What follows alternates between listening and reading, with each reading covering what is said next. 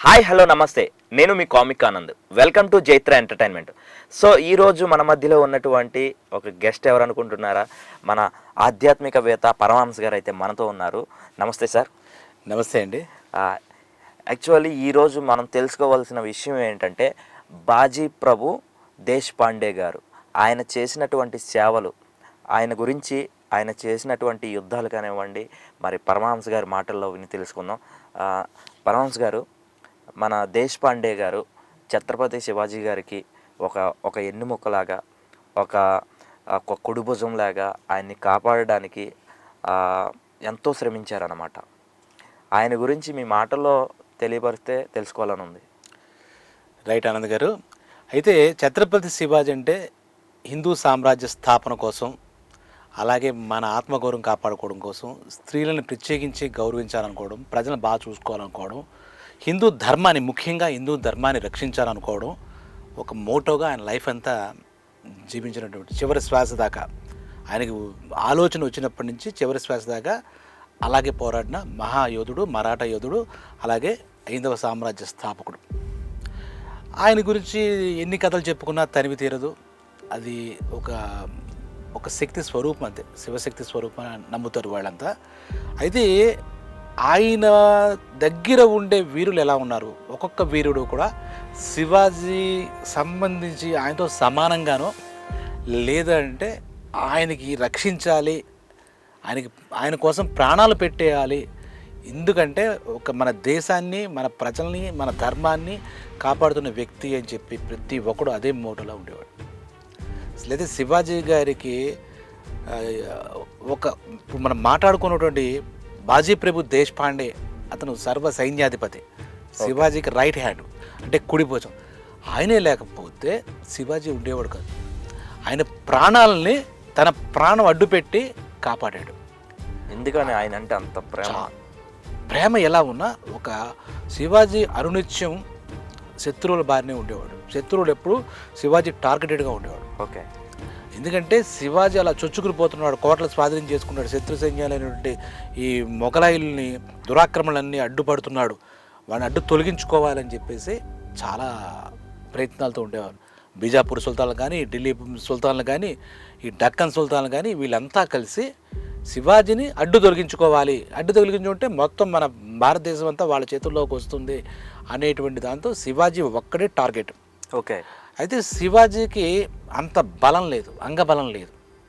అతను సెల్ఫ్గా తయారు చేసుకున్న సామ్రాజ్యం, సైనికులందరూ ఆయనే తయారు చేసుకున్న సైనికులు, మన హిందూ ధర్మం, దీని గురించి ఒకటే ఐడియా, అతను వెనక ముందు ఏమీ లేదు, గాడ్ ఫాదర్స్ లేరు. అటువంటి శివాజీ ఒక దశలో ఏమవుతుందంటే, ఇలా కోటలో తీసుకున్నప్పుడు ఫన్హాల్ కోట అని చెప్పి, ఆ కోటలో ఒక 600 మంది సైన్యంతో అక్కడ ఉన్నాడు. ఆ టైంలో కేవలం 600 మంది. కేవలం ఇక్కడ చాలా నోట్ చేసుకోవాల్సిన విషయం, 600 మంది సైనికులు శివాజీ దగ్గర ఉన్నారు. ఇప్పుడు మనం చెప్పుకున్నట్టు కుడి భుజం, ఇక్కడ ఆయన గురించి, ఆయనే మన హీరో ఈరోజు. ఓకే. బాజీ ప్రభు దేశపాండే, ఆయన కూడా ఉన్నాడు. ఓకే. వీళ్ళు ఏం చేశారు అంటే, వీళ్ళు ఆదిల్ షాయిలు అంటారు వీళ్ళు, అంటే మొఘలాయులు అలా అంటారు. ఆదిల్ షాయిలు. ఓకే. ఆదిల్ షాయిలు. ఈ ఆదిల్ షాయిలు ఏం చేస్తారంటే, ఎప్పుడు దండెత్తిన శివాజీ వాళ్ళ ముప్పు తిప్పులు పెట్టి 3 చెరువులు నీళ్ళు తగ్గించి ఎక్కడ దొరకట్లేదు, వాళ్ళ మీద పై చేయిగా ఉన్నాడు.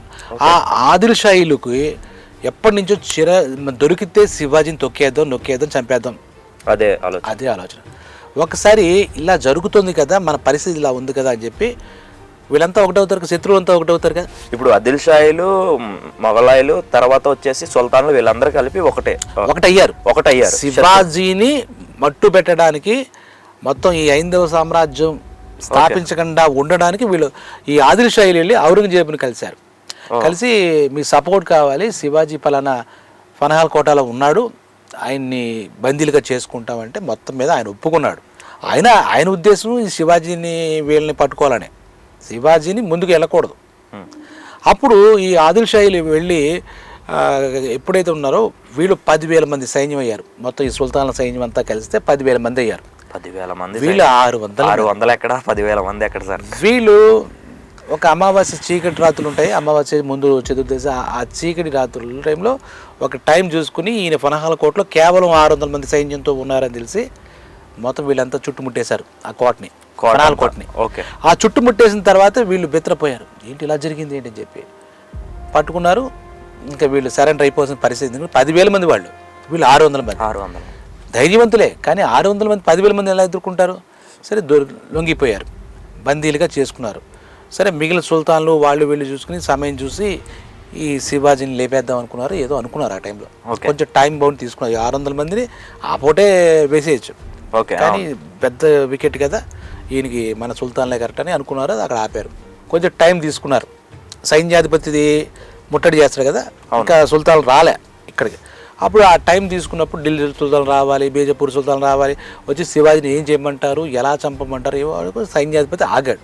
10,000 మంది సైన్యం మటుకు ఆ కోట చుట్టూ, ఇంత కోట, చిన్న కోట, పెద్ద కోట కూడా, ఆ కోట చుట్టూ పహారా కాసేశారు. కాసేసినప్పుడు ఏమైంది, శివాజీ ఆలోచించాడు. ఆయనకి రైట్ హ్యాండ్ ఈయన ఉన్నాడు కదా, బాజీ ప్రభు దేశపాండే ఉన్నాడు. మనం 600 మంది ఇప్పుడు అడ్డం పడిపోయి యుద్ధం చేస్తే ఇక్కడే మనల్ని నరికేస్తాడు. మన 600 మంది, అక్కడ 10,000 మంది ఉన్నారు, కానీ ఆ పని చేయలేము. సరే, సలహాలు ఇచ్చేది మొత్తం కూడా బాజీ ప్రభు ఉన్నారు, ఇంకా తానాజీ ఉన్నాడు, ఇలా ప్రముఖులు ఉన్నారు. అయితే సైన్యానికి సంబంధించి, ఈ వ్యూహాలకు సంబంధించి, యుద్ధాల గురించి ఈ బాజీరావు దేశపాండే ముఖ్య సలహాదారుగా, ముఖ్య వ్యూహకర్తగా ఉండేవాడు. మిగతా ఆలోచనలన్నీ శివాజీవే. ఓకే. అచ్చంగా నమ్మిన బండి అంటామే, అలాంటి వ్యక్తి ఈ దేశపాండే. శివాజీకి బాగా ఆంతరంగిక సైన్యాధిపతి, అంటే అంత ఆంతరంగిక మాట ఏదైనా ఆయన తెలిసేది. అతను కూడా 24 hours ఒకటే, శివాజీ మనం బతికించుకోవాలి, కాపాడుకోవాలి, శివాజీని మనం ఎటువంటి పరిస్థితుల్లో అతనికి ఏ హాని కలగకూడదని, అదే ఒకే దాంతో, ఒకే లక్ష్యంతో చివరి శ్వాస దాకా బతికిన వ్యక్తి దేశపాండే, బాజీ ప్రభు దేశపాండే. శివాజీ బాజీని ముద్దుగా పిలుచుకునేవాడు అనమాట. చాలా ఇష్టం శివాజీకి కూడా. ఆ టైంలో ఈ కోటలో ఏం జరిగింది, బాజీ ఇప్పుడు మనం వాళ్ళని 600 మందితో 10,000 మంది ఉన్నారని మనకు తెలిసిపోయింది వేగుల ద్వారా, ముందే తెలిసిపోతే వేగుల ద్వారా తెలిసిపోయింది. అలాగని చెప్పేసి మనం తప్పించుకోవడానికి మార్గం ఏంటి, చుట్టూ కలిసేశారు. అస్సలు ఇలా చీమ కూడా వాళ్ళు బయట నుంచి వెళ్ళలేదు. దీనికి ఏదైనా మనం ఆలోచించాలన్నప్పుడు ముందు శివాజీ ఒక ఐడియా ఇచ్చాడు. మన 600 మందికి సరిపడే ఈ ధాన్యశాలు ఉంటుంది కదా, మన ఫుడ్ గిడ్డంగులు అంటాం, రైస్ గిడ్డంగులు ఉంటాయి కదా, 600 మందికి సంబంధించి ఎంతో ఇంతే ఉంది కదా ఇక్కడ. ఈ ఫీల్డ్లకి 10,000 మందికి ఫుడ్ కావాలంటే ఎలాగా అవ్వదు. ఈ ధాన్యశాలలో ఉన్నటువంటి ఈ ధాన్యం అంతా ఖాళీ చేసేద్దాం, ఏదో రకంగా బయట పంపించేయండి. అప్పుడు ఈ 10,000 మంది అల్లల్లాడతారు. మన ధాన్యాగారానికి వచ్చినా ఏం కనపడదు, వాడికి ధాన్యం ఉండదు, తిండి గింజలు ఉండవు. కాబట్టి అందులో కొంతమంది ధాన్యం కోసం, ఆహారం కోసం బయటికి పోతారు. ఈ 10,000 మందిలో కనీసం కొంతమంది పోతే మిగిలిన వాళ్ళు, ఆ మిగిలిన వాళ్ళ నుంచి ఎలా తప్పించుకోవాలి చూద్దామని శివాజీ ఫస్ట్ ఒక ఆయన తొట్టిన ఆలోచన ఇస్తాడు. అలాగే చేశారు. ఒక 2,000 మంది 10,000 మందికి ఆహారం అది చేయాలని చెప్పి బయట చుట్టుపక్కల దేశాలకు వాళ్ళు వెళ్ళిపోయారు. ఎంతమంది మిగిలారు, 8,000 మంది మిగిలారు. మిగిలిన తర్వాత 8,000 మందిని కూడా తప్పించుకోవాలంటే చాలా కష్టం కదా, చాలా కష్టం. అసలు 300 వీళ్ళు 600 మంది, శివాజీ, ఈయన సైన్యాధిపతి అనేటువంటి మన బాజీ. అక్కడ చెప్పొచ్చేమాడంటే బాజీకి ఒక మంచి ఆలోచన వస్తుంది. ప్రభు ఒక పని చేస్తాం, మీరు అనుమతిస్తే మహారాజా ఛత్రపతి మహారాజు వెళ్ళి ఏంటి చెప్పు అంటాడు. అచ్చు మన సైన్యంలో 600 మందిలో అచ్చు మిమ్మల్ని పోలిక, మిమ్మల్ని అచ్చుగుద్దినట్టుగా ఒకడు ఉన్నాడు, వాడి పేరు శివకాశి, సైనికుడు శివకాశి. మీ బట్టలు మీ ఆభరణాలు అన్నీ ఇస్తా ఆయనకి వేసి ఒక 10 మంది సైనికుల్ని ఇచ్చి బయటికి పంపుదాం, వాళ్ళు డైవర్ట్ చేయాలి, ఈ 10,000 మందిని డైవర్ట్ చేయాలి. శివాజీ పారిపోతున్నాడు అని చెప్పి వాళ్ళు డైవర్ట్ అయ్యి వాళ్ళు పక్కకి వెళ్ళిపోతారు. అందరూ కలిసి కాన్సన్ట్రేషన్ శివాజీ అతనే అనుకుని పట్టుకోవడానికి వెళ్ళిపోతారు. అప్పుడు మనకి వెనకాల ద్వారం ద్వారా, రహస్య ద్వారం ద్వారా మనం అందరం కలిసి మనం ఎక్కడికి వెళ్దాం, విశాల్ ఘాట్ అని చెప్పి ఒక మరాఠా నాయకుడు పరిపాలననే ఉన్న ఒక చిన్న సామంతరాజ్యం శివాజీ అండర్లోది, విశాల్ ఘాట్. అది ఆ కోటకి వెళ్ళిపోదాం. రంగీ నారాయణ్ దాన్ని చూస్తున్నటువంటి మరాఠీ నాయకుడు ఎవరంటే అక్కడ అక్కడికి వెళ్ళిపోతే మీరు సేఫ్గా ఉంటారు. ఆ విషయం వాళ్ళకి తెలియదు.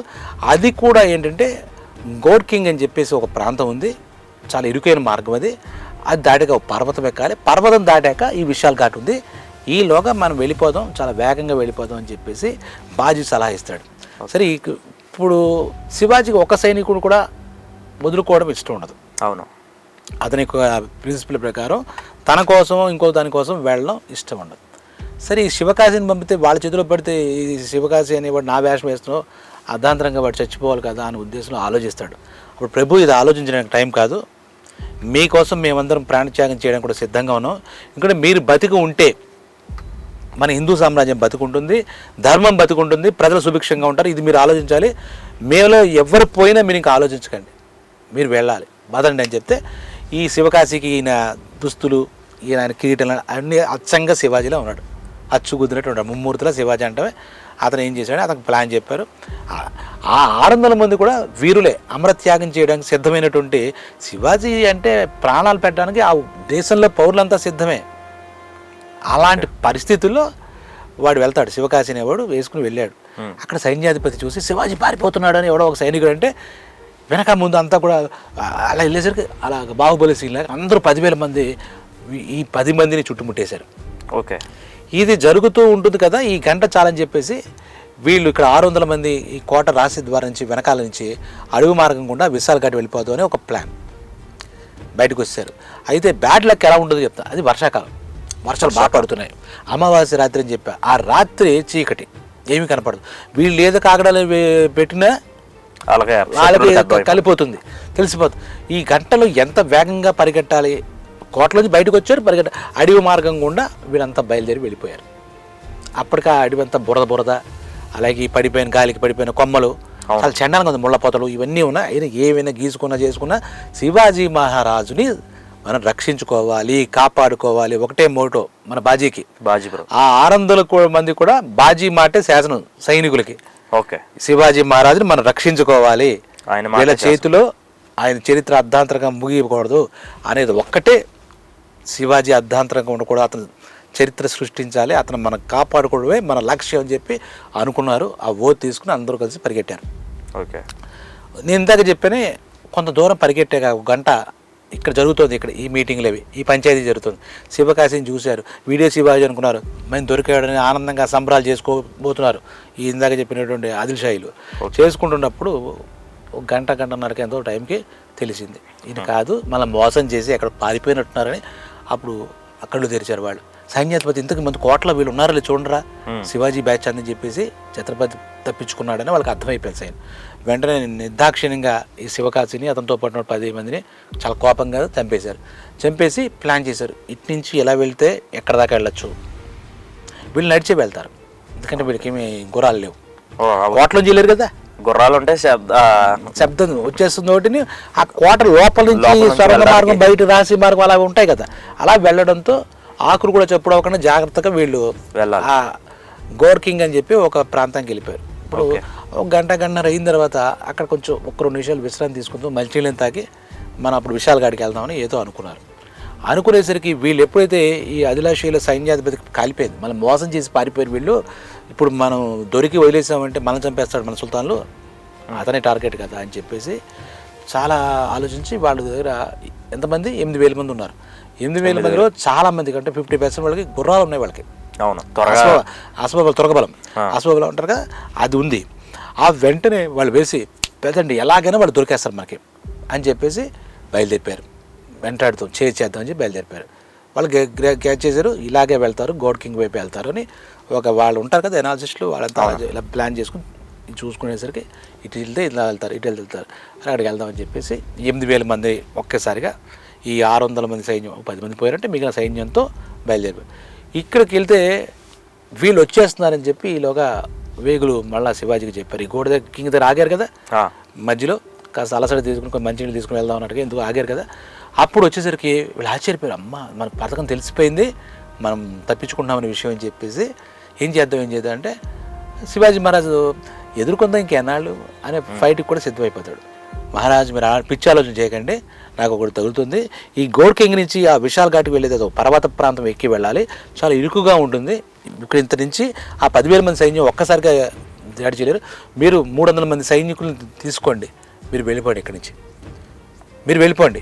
ఓకే, నేను ఒక్క 3-4 గంటల పాటు ఈ సైన్యాన్ని మీరు వెళ్ళే వరకు విశాల్ ఘాట్ చేరి సురక్షిత ప్రాంతానికి వెళ్ళి వరకు నేను వీళ్ళని అడ్డగిస్తాను, అది నేను మాటిస్తున్నాను మీకు. ఓకే, మీరు వెళ్ళండి అంటే ఆయనకి మళ్ళీ బాజీ నిన్ను వదిలేసి నేను ఎలా వెళ్తాను, చావరేవు ఇక్కడ ఫైట్ చెయ్యలేము మహారాజా, మీరు ఉండాలి, నా దేశ ప్రభు నేను కాపాడుకోవాలి, నేను సైన్యాధ్యక్షుడిని, మీరు ఉండాలి. అసలు ఎంత మోటో అంటే, వీరు ధర్మ ప్రభువులు, ధర్మస్థాపకులు, దేశోద్ధారకులు, మీరు ఉండాలి స్వామి, ముందు వెళ్ళండి, నా మాట వినని కసురుకున్నంత పనిచేశాడు. అది ఇంకా మాట్లాడకండి, వాళ్ళు వచ్చేస్తున్నారు, మాకు ఒక వ్యూహం, మేము యుద్ధం చేయడానికైనా మాకు ఉండని ఛాన్స్ అని చెప్పేసి చాలా ఎమోషనల్గా చెప్తాడు.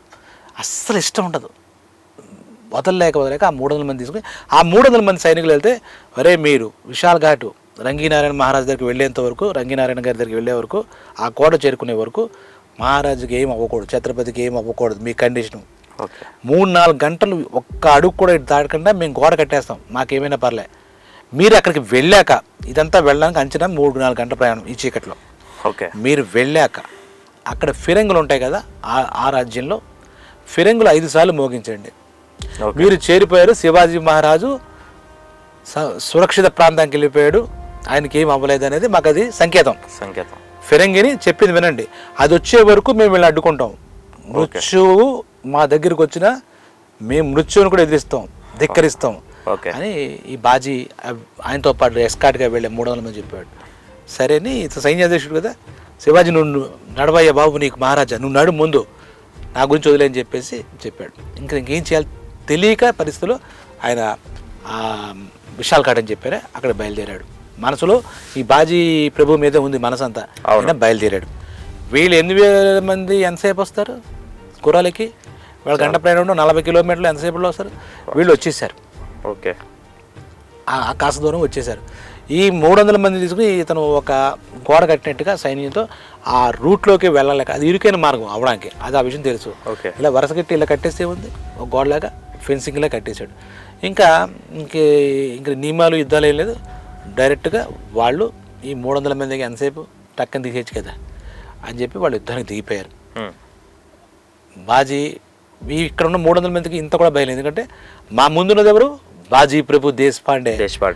అతను ఉన్నాడంటే మాకు ఎటువంటి తిరుగులేదు, మేము ఒక్కొక్కడం కూడా ఒక శివాజీ మహారాజులో యుద్ధం చేస్తాం.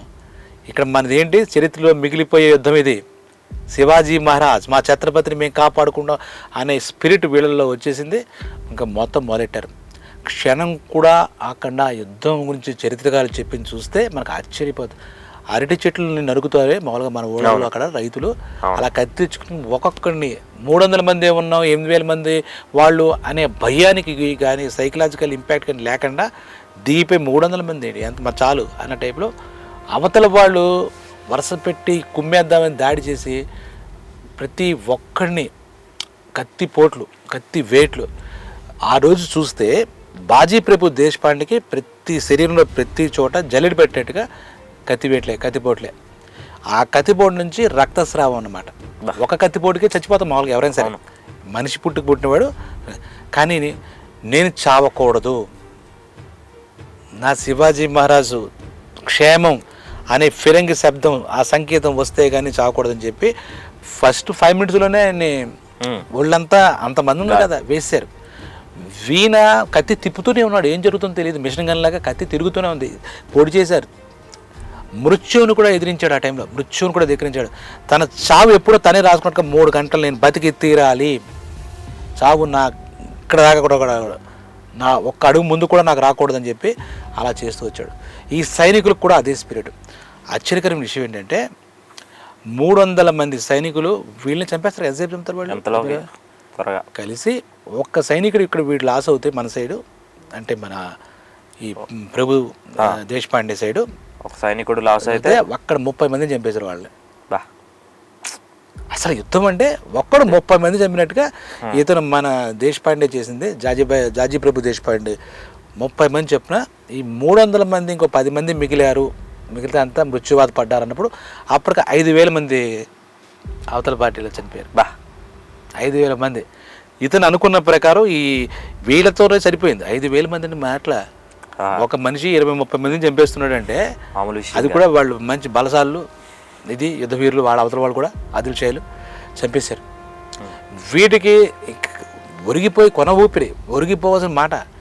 అతనికి తగిలిన దెబ్బలో 5% కత్తిపోట్లు మామూలు మనిషి తగిలినా చచ్చిపోవాలి. అలా బాడీ మొత్తం ఇక్కడ లేదు, రక్తస్రావం అన్నమాట. రక్తంలో అలా మనిషి ఉంటే ఎలా ఉంటుంది ఓకే. ఒక ఎలా వర్ణించాలంటే అగ్నిగుండం అలా నడుచుకుంటూ మంటలతో వస్తే ఎలా ఉంటుంది అలా ఉన్నాడు.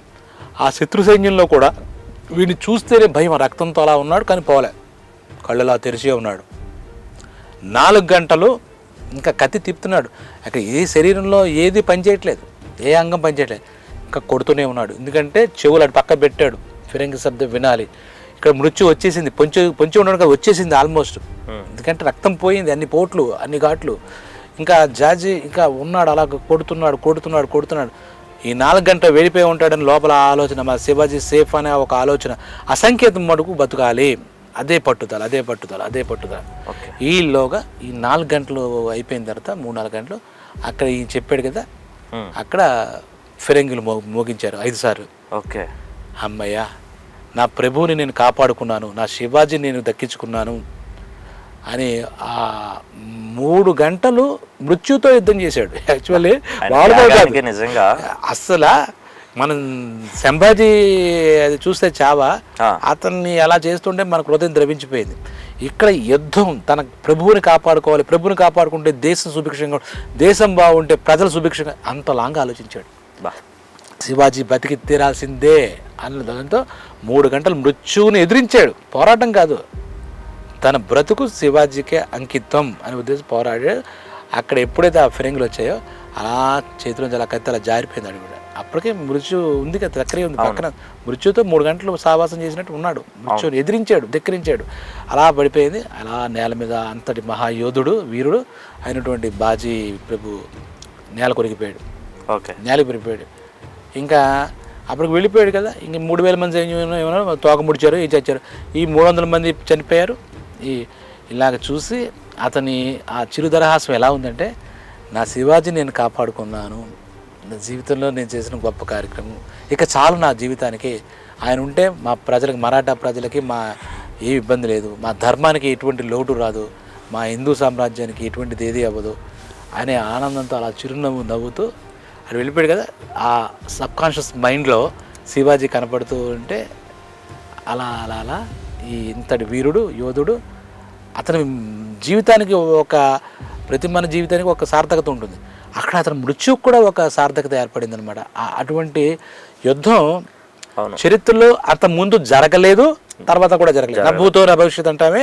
అయితే 300 మంది వెళ్ళి 8,000 మందిని ఎదిరించడం ఏంటి, అసలు ఆలోచన తట్టట్లే. ఆ 8,000 మందితో యుద్ధం చేసినా 5,000 మంది చంపేయడం ఏమిటి, అసలు ఎలాగా అసలు సాధ్యం? ఒక దృఢ సంకల్పం, తన ప్రభువుని తను రక్షించుకోవాలి. ఒక్కసారి మనం ఊహించుద్దాం, అక్కడ వాళ్ళ పట్టుకోవడంలో శివాజీ ఒకళ్ళు చనిపోయి ఉంటే ఇంత చరిత్ర ఉందా? అటువంటి వీరుడు దుర్మరణం పాలవుతే వీళ్ళ చేతిలో పడి, ఈ ముష్కర్ల చేతిలో పడి పరిస్థితి అంటే, ఈ మన దేశపాండే కనుక ఆ ఇన్సిడెంట్లో శివాజీ మహావీరుడే కాదనట్లే, కానీ ఇటువంటి సిచ్యువేషన్లో శివకాశి అనేవాడు ఒక సైనికుడి త్యాగం, ఆయన గెటప్లో వెళ్ళి మృత్యువుకు ఎదురెళ్ళారు వీళ్ళు. ఆయన మృత్యువుకు ఎదురెళ్ళాడు, తన మహారాజును కాపాడుకున్న ఆ అందరి సైన్యంలో కూడా అదే లక్ష్యం. ఈ బాజీ ప్రభు దేశపాండే అయితే కనుక మృత్యు ఎదురెళ్ళాడు, మృత్యువుతోనే 3 గంటలు ఉన్నాడు. అందుకే అంటారు అలా హింసించి చంపకూడదు, ఒక వెయిట్లో వేసారని చెప్పి చాలా సినిమాల్లో అక్కడ చూసే ఉంటాం. అలాగా ఒళ్ళంతా రక్తశిఖం అయిపోయి, గాయాలు అయిపోయి, ఊపిరి అందాక ఇంకా చావు వచ్చేసింది, కళ్ళ ముందు మృత్యుదేవత ఉంది అక్కడ. దానితో కూడా దగ్గర నేను మా మహారాజుని కాపాడుకోవాలన్నంత ఆ చెయ్య ఆ 3-4 గంటలు ఆగలేదట. అలా మొత్తం ఇంత పొడి చేసినా కూడా యుద్ధం చేస్తున్నాడు, నరుగుతున్నాడు.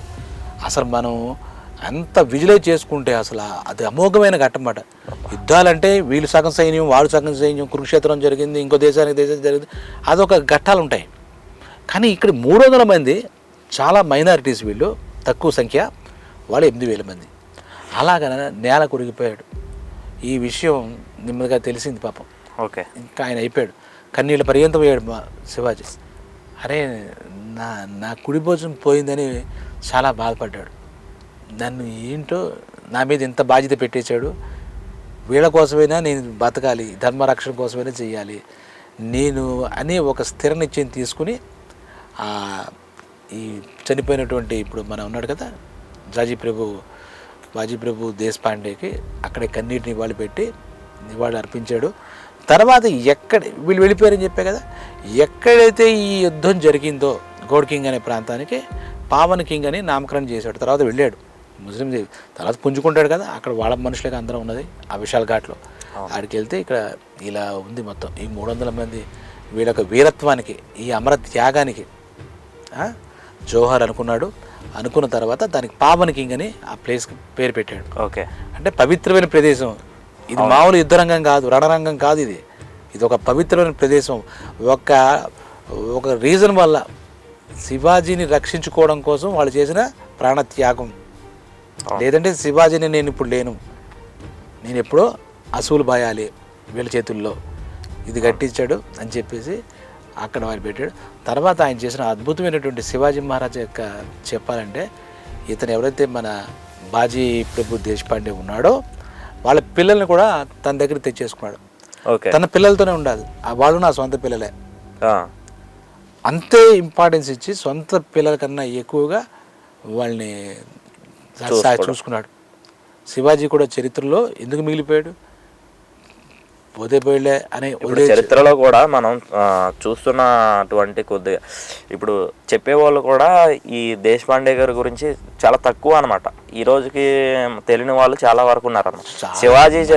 శివాజీ గారి గురించి ఎక్కువ మందికి తెలుసు, కానీ ఇది విషయం కొంతవరకే మాత్రమే తెలుసు. అయితే విశేషం ఏంటంటే దీనికి శాసనాలన్నీ, కోటలు ఇంకా మిగిలే ఉన్నాయి. వీరులు వెళ్ళిపోయిన కోటలు మిగిలే ఉన్నాయి. ఒకటి శివాజీ గారి యొక్క చరిత్ర సంక్షిప్తంగా చరిత్రకారులు రాసే ఉన్నారు. ఈ యుద్ధం వీడు చేసినటువంటి బాజీ ప్రభు దేశపాండే చేసిన యుద్ధం, ఈ సంఘటన జరిగిన సమయం 13 జూలై 1660 అని కూడా మన చరిత్రలో ఉంది. ఇది కొట్టిపడడానికి ఏం కాదు. ఓకే, 1947 మనకి స్వాతంత్రం వచ్చిందని, ఆగస్టు 15గా రాత్రి బ్రిటిష్ వాడు వెళ్ళిపోయారు మనకి ఎలా తెలుసు. ఈ శివాజీని బతికించుకోవడానికి ఇతని సైన్యం, బాజీ ప్రభు దేశపాండే ఇతని సైన్యం చేసిన వీరోచిత పోరాటం, వీళ్ళు చేసినటువంటి అద్భుత ప్రాణత్యాగం జరిగిన సంఘటన ఆ రోజు అని చెప్పి చరిత్రలో చెప్పింది. అలాగే దానికి ఇప్పుడు ఏదైతే మనం ఇందాక చెప్పామో పావన్ కింగ్ అనే ప్రదేశానికి పేరు పెట్టాడో, ఇప్పుడు కూడా ఈ దేశపాండేకి సంస్మరణగా అక్కడ స్మారక స్తూపాలు అవన్నీ కూడా కట్టి ఉన్నాయి.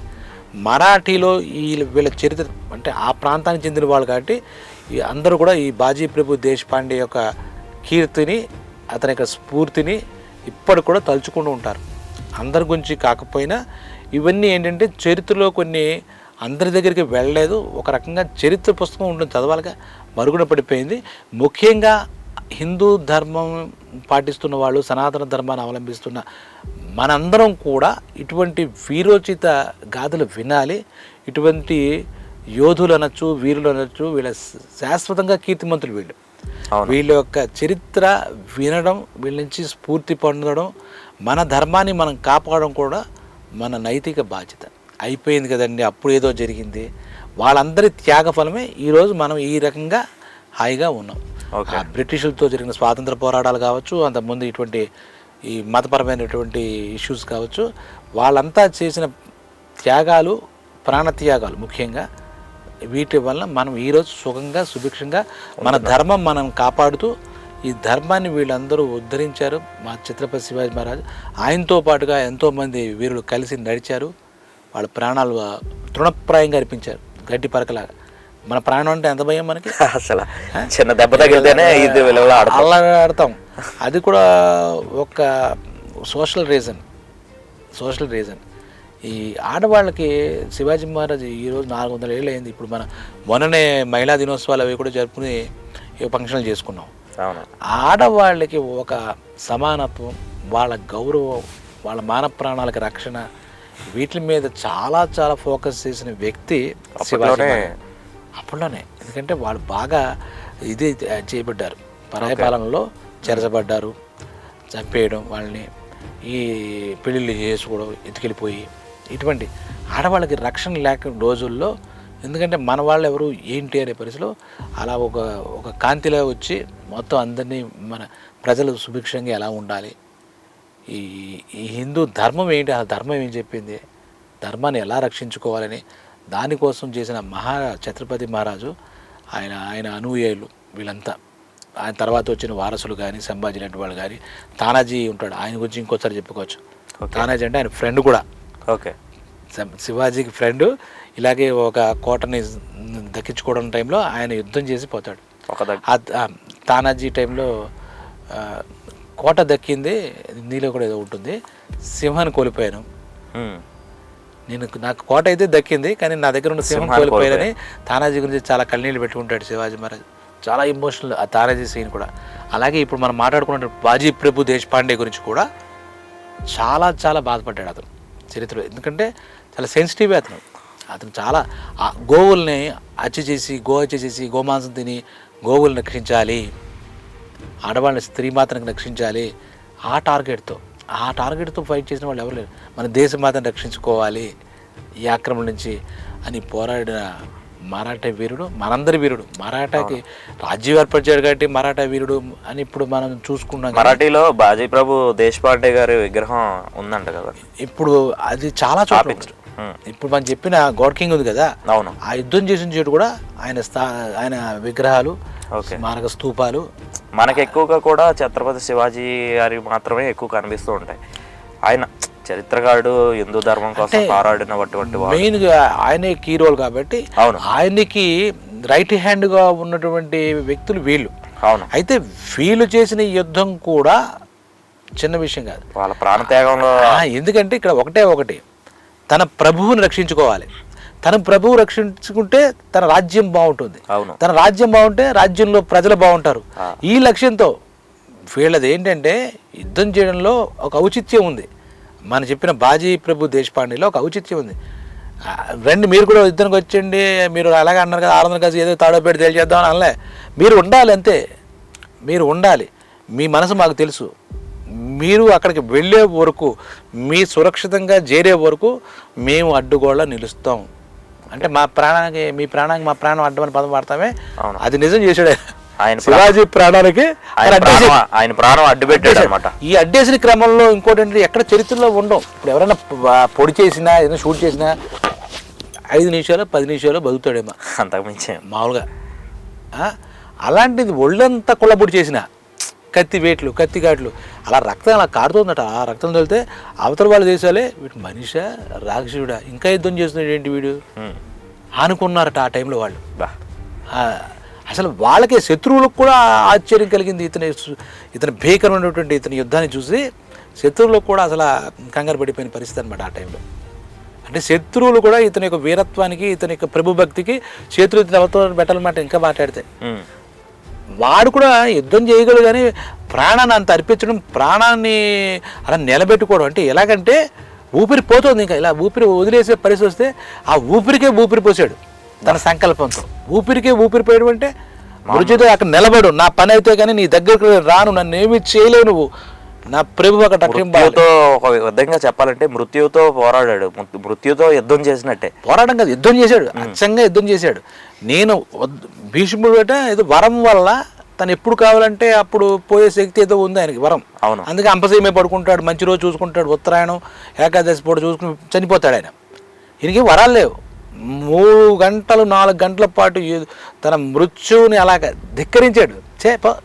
నువ్వేంటి, నేనేం భయపడలేదు నీకు, అక్కడ నిలబడు, అది కాదు నేను వెంటనే మూసుకు నిలబడు, నాదేదైతే ఉందో నా లక్ష్యం, నాకు నా మహారాజు సేఫ్ అన్నట్ట అది వస్తే కానీ నేను నీ దగ్గరికి రాను. ఆ సైనికులు కూడా చాలా గొప్పవారు. ఏం లేదు, ప్రతి సైనికుడు ఇంతకుముందు మనం మాట్లాడకుండా శివాజీ కోసం వాళ్ళు కూడా శివాజీలు అయిపోయి పోరాడారేమో అనిపిస్తుంది. వాడు అట్లా ఉంది. అటువంటి సైన్యాన్ని తయారు చేసుకున్నాడు శివాజీ మహారాజ్. ఎంత చెప్తాం కదా, ఈ శివాజీ మహారాజ్ కానీ ఇటువంటి వాళ్ళ గురించి కానీ చెప్పుకుంటూ ఉంటే ఆయన ప్రతి నిమిషం అహర్నిశలు ధర్మం ధర్మం ధర్మం, హిందూ ధర్మం, సనాతన ధర్మం, హైందవ ధర్మం అని తాపత్రయపడ్డాడు. వాళ్ళ తల్లి చెప్పిన మాటల్లో అడుగుజాడలో నడిచి చరితార్థుడయ్యాడు. ఆ శివాజీతో పాటుగా ఇలా మనం చెప్పుకున్నటువంటి వీరులు సంభాజీ మహారాజు చూసి ఇప్పుడంతా అది మొత్తం హార్ట్ ఆఫ్ ది టాపిక్లా ఉంది ఆ సినిమా రావడం వల్ల. అయితే ఇవన్నీ కూడా అసలు జనాలందరికీ వెళ్ళే పరిస్థితి తీసుకురావాలన్నమాట మన మీడియాల ద్వారా. ఇందులో మనం ఏమి ఎవరినో ఇప్పుడు ప్రస్తుత పరిస్థితుల్లో అప్పుడు 400 ఏళ్ళ క్రితం జరిగింది ఇప్పుడు ఎవరినో ఎత్తి చూపడమో ఏదో గొడవలు లేపడమో కలహాలు లేపడమో కాదు. మన వీరుల యొక్క గొప్ప పోరాటతనాన్ని స్ఫూర్తిని పోరాట పటిమని మనమందరం తెలుసుకోవాల్సిన బాధ్యత మనపైన ఉంది. అవును. నీ మూలాలు, నీ ధర్మం, నీ మూలాలు, దీనికి వెనకాల చేసినటువంటి యుద్ధాలు త్యాగాలు మనందరికీ తెలుసుకోవడం కనీస బాధ్యత, నైతిక బాధ్యత. ఈరోజు అందరూ ఇలా బ్రతుకుతున్నారంటే ప్రతి ఒక్క హిందూ కూడా వీళ్ళు చేసినటువంటి కృషి, వీళ్ళు చేసినటువంటి యుద్ధం, వీళ్ళు చేసినటువంటి వీరమరణాలు కాబట్టే కదా సార్. 100% మీరు చెప్పిన మాట కరెక్ట్, 100% కరెక్ట్. ఎందుకంటే వాళ్ళ కోసం బతకడం మనందరం చేస్తాం, మనం కోసం, మన కుటుంబాల కోసం, మన పొట్ట కోసం అన్నట్టుగా ఉంటుంది. వాళ్ళు అలా కాదు, ఒక ధర్మం కోసం పోరాటం. ఈవెన్ దో మనం రామాయణ భారతాలు కూడా చూస్తే వైషమ్యాలు వేరుగా ఉంటాయి కారణాలు. రాముల వారు రావణుడితో ఎందుకు చేశాడు యుద్ధం? సీతాదేవిని అపహరించాడు దుర్మార్గంగా, తీసుకెళ్ళిపోయాడు కిడ్నాప్ చేసి. అందువల్ల ఆవిడని రక్షించుకోవాలి, తను తెచ్చుకోవాలి ఉద్దేశంతో అక్కడ యుద్ధం జరిగింది. మహాభారతం తీసుకుంటే అక్కడ కూడా యుగంలో పాండవులకి కౌరవులకి మధ్యటువంటి వైషమ్యాలు కారణాలు. అయితే ఒక పక్క ధర్మం, ఒక పక్క అధర్మం ఎలాగో ఉంటుంది యుద్ధం అంటే. కానీ ఇక్కడ ఈ శివాజీ మహారాజ్, ఛత్రపతి శివాజీ మహారాజ్ చేస్తున్నటువంటి యుద్ధాల్లో కానీ ఒక ధర్మాన్ని రక్షించాలని చేసిన యుద్ధం ఇది ఈ కలియుగంలో. విచిత్రం, ఇందులో ధర్మం కూడా 4 పాదాలు నడవదంటారు, 3 పాదాలు లేదు 1 పాదమే నడుస్తుంది అని చెప్తారు. అటువంటి కలియుగంలో ధర్మం గురించి పోరాటి ఈ హిందూ మతాన్ని ఈ విధంగా నిలబెట్టినందుకు వాళ్ళకి నిజంగా ఎన్ని చేసినా మనం వాళ్ళ రుణాలు తీర్చుకోవాలి. ధర్మం కోసం ఐందవ సామ్రాజ్యాన్ని ఏర్పరిచి వాళ్ళ అహర్నిశలు యుద్ధాలు చేశారు, ఎదుర్కొన్నారు. దాన్ని చేయడం నిజంగా శివాజీకి ఏం చేసినా మనం రుణం తీర్చుకోలేము. వాళ్ళు ప్రతిరోజు మన ఫోటో పెట్టి పూజ చేసుకోవాలన్నమాట. ఇటువంటి వాళ్ళ నుంచి చిన్న చిన్న విషయాలకి డీలా పడిపోతుంటారు చేత మన యువత. అలా కాకుండా ఏ కోటనైనా కొట్టు, ఆత్మవిశ్వాసం వదులుకోకు, నీ ధైర్యం నీకు ఉంది, నీ వెనకాల నీకు నువ్వే శక్తి అని మనకు ఆయన వ్యక్తిత్వాన్ని, మన వ్యక్తిత్వానికి ఆయన ఇప్పుడు కూడా ఒక స్ఫూర్తి ప్రదాత అనేది.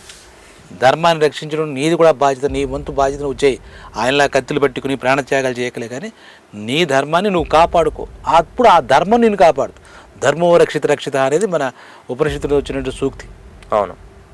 అంటే కృష్ణుడు భగవద్గీతలో చెప్తాడు, ఎప్పుడైతే ధర్మానికి జరుగుతుందో విఘాతం అప్పుడు నేను ఏ యుగంలో అయినా నేను అవతారం ఎత్తాడు. అటువంటి అవతార పురుషులేనేమో వీళ్ళంతా. అయితే ఆ అవతార పురుషులు అంశలేనేమో అయితే అట్లీస్ట్ ఎలా కూడా మనం చూడాలి. సో శివాజీ మహారాజ్కి అలాగే ఆయన ఇవాళ మనం చెప్పుకున్నటువంటి మహావీరుడు, మరాఠా యోధుడు అయినటువంటి బాజీ ప్రభు దేశపాండే, ఆయనకి మనం ప్రణామాలు అర్పించుకుంటూ వాళ్ళ త్యాగాలు స్మరించుకుంటూ సెలవు తీసుకుందాం. మరో అంశంతో మళ్ళీ కలుద్దాం. నమస్కారం. సో ఫ్రెండ్స్, చూస్తున్నారు కదా మన బాజీ ప్రభు దేశపాండే గారి యొక్క జీవితం. ఆయన చేసినటువంటి త్యాగం కానివ్వండి, యుద్ధం కానివ్వండి, మరణంతో పోరాడారు. మరి ఈ రోజునాడు మనం అందరం కూడా ప్రతి ఒక్క హిందూ ధర్మాన్ని కాపాడడం కోసం కూడా మనవంతు మనం ప్రయత్నించాలి, మనవంతు మనం కృషి చేయాలని మరి పరమహంస గారి మాటల్లో అయితే విన్నాం. మరొకసారి ధన్యవాదాలు తెలియజేస్తున్నాం సార్. Thank you.